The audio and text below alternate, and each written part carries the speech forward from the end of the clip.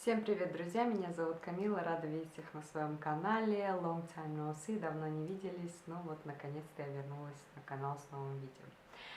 Начало месяца, это значит, что пора выбирать книги на прочтение на июль. Первые дни я дочитывала повести, рассказы Достоевского.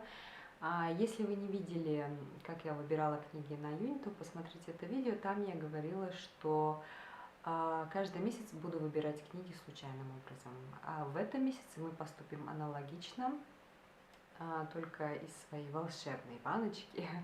Я выберу только одну книгу, потому что в этом месяце я хочу докончить те книги, которые я уже начала читать. Их две. Первая – это «Три мушкетера» Александра Дюма.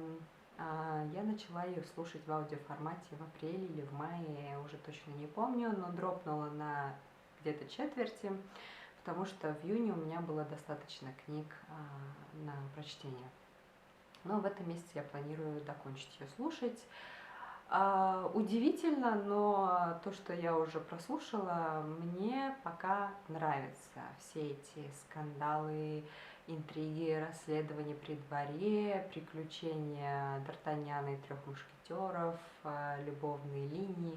В общем, написано легким ироничным языком, поэтому мне пока нравится. Я планирую дослушать ее. И вторая книга – это «Дети полуночи» Салмана Рушди. Начала я ее читать, но как-то она у меня не пошла. Тоже дошла где-то до четверти. Не знаю почему, может, я была недостаточно сосредоточена на сюжете. Казалось бы, магический реализм, индийский колорит, что может понравиться, но как-то тяжело она у меня шла, поэтому я сейчас уже не помню ничего из сюжета, так какие-то отдельные моменты, поэтому я решила начать читать ее сначала, заново. Вот, две книги уже есть, и давайте выберем книгу, еще одну из этой баночки. Так, что помешаем? Окей. «Цитадель» Арчибальда Кронина. Я читала у Кронина «Замок Броуди» несколько лет назад. Мне он очень понравился. Это произведение из моего подпункта в планах «Продолжаю знакомство». Это те авторы, у которых я прочла по одной книге, и вот хочу продолжить знакомство с их творчеством. И «Цитадель» будет второе произведение у Кронина. Итак, 3 книги уже есть. Давайте выберем еще одну или несколько, посмотрим с помощью книжного бинго.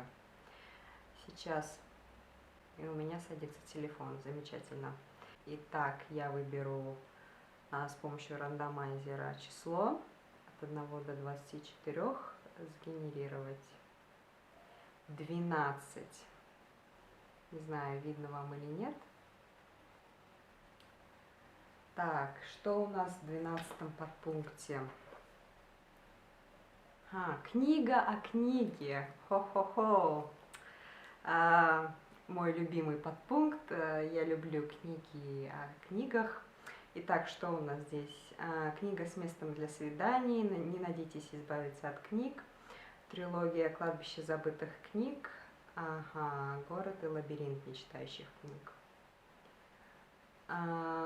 Окей, я выберу только одну книгу.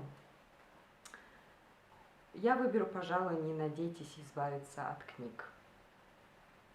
Да, если я не ошибаюсь, эта книга написана в форме диалога между Умберто Эко, с которым я очень хочу познакомиться в этом году, и Жаном Клодом Карьером. Это французский романист, историк и сценарист.